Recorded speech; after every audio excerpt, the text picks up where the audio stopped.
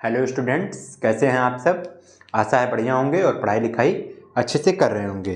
तो quick revision series में आज हम फिर एक बार प्राचीन इतिहास के एक इम्पॉर्टेंट टॉपिक को लेकर चलने जा रहे हैं, पढ़ने जा रहे हैं। इसको अच्छे से पढ़िएगा, ये इम्पॉर्टेंट टॉपिक है। टॉपिक का नाम है प्रमुख साहित्यिक रचनाएं। ठीक है, कि साहित्यिक रचनाएं कौन कौन सी थी जो प्राचीन इतिहास में थी। ठीक है, और उसके रचनाकार कौन है और वो जो रचना है वो किस बारे में है, इसके बारे में। तो तीन चीज़ें हैं, एक तो रचना कौन सी है, रचनाकार कौन से हैं और कुछ विशेष तथ्य उस रचना के बारे में। तो चलिए, सबसे जो पहला हमारा ग्रंथ है, ठीक है स्टूडेंट्स, कौन सा है? अष्टाध्यायी। कौन सा है? अष्टाध्यायी। और अष्टाध्यायी के जो लेखक हैं यानी कि इसके रचनाकार जो हैं वो कौन है? पाणिनि जी। कौन है? पाणिनि जी। और ये जो तथ्य किस बारे में है, तो ये व्याकरण ग्रंथ है। क्या है? व्याकरण ग्रंथ। तो एक बार फिर से ध्यान दीजिए कि अष्टाध्यायी रचना है, इसके लेखक पाणिनि हैं और ये व्याकरण ग्रंथ के बारे में है। फिर सेकंड क्या है? मुद्रा राक्षस। ये सब इंपॉर्टेंट हैं, आपके एग्जाम में पूछे गए हैं, प्रीवियस ईयर पेपर में देखेंगे तो ये सब काफ़ी बार पूछे गए हैं, कई बार पूछे गए हैं। तो मुद्रा राक्षस ये जो रचना है, इसके जो लेखक हैं कौन है? विशाख दत्त जी। यानी कि मुद्रा राक्षस रचना के रचनाकार जो हैं वो विशाख दत्त हैं। और ये किस बारे में है? यह जो मौर्य काल है, ठीक है, मौर्य काल के बारे में है, उस समय के शासन प्रशासन इन सब के बारे में ये रचना है। फिर इसके बाद तीसरा आपका आता है महाभाष्य। क्या है? महाभाष्य।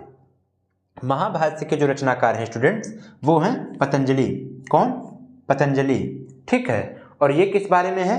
तो ये जो शुंग वंश है, ठीक है, उसके जो शासक थे, उसके संस्थापक शासक पुष्यमित्र शुंग, इनके बारे में है। कौन सी रचना इनके बारे में है?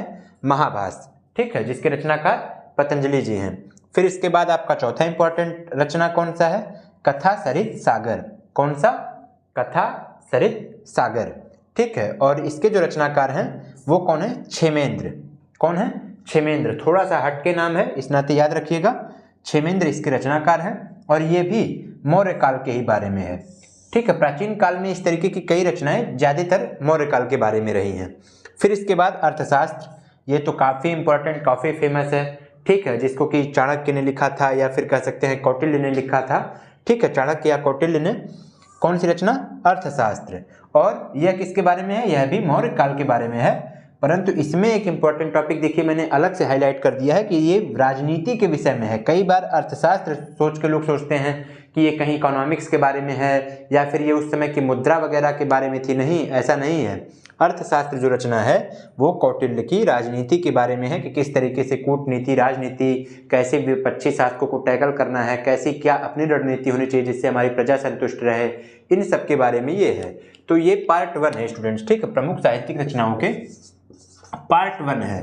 फिर इसी चैनल पर आपके आरंभ एकेडमी पर क्या होगा कि आपके प्रमुख साहित्यिक रचनाओं का पार्ट 2 भी अपलोड किया जाएगा। तो आप चैनल को सब्सक्राइब कर लीजिए और वीडियो देखते रहिए और इसमें जो इंपॉर्टेंट टॉपिक है उसको आप रिवाइज करते रहिए ताकि एग्जाम के पॉइंट ऑफ व्यू से आपका ये सारे टॉपिक तैयार होता रहें। जय हिंद।